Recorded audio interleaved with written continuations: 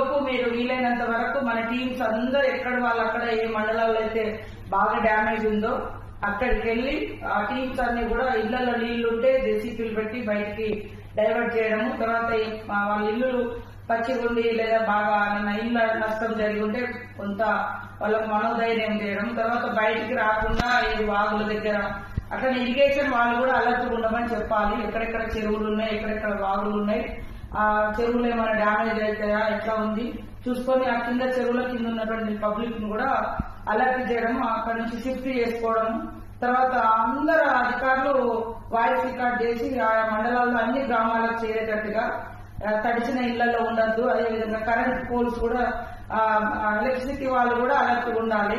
తర్వాత drinking water ను కూడా మనము అంటే అందుబాటులో ఉంచుకునే విధంగా చూడాలి. మొత్తం నిరాశ్రులైనటువంటి వాళ్ళు ఎవరైతే 500 మంది ఉన్నారో వాళ్ళకు ఫుడ్ కానీ వాటర్ కానీ మంచిగా ఇబ్బంది లేకుండా ప్రొవైడ్ చేయాలి.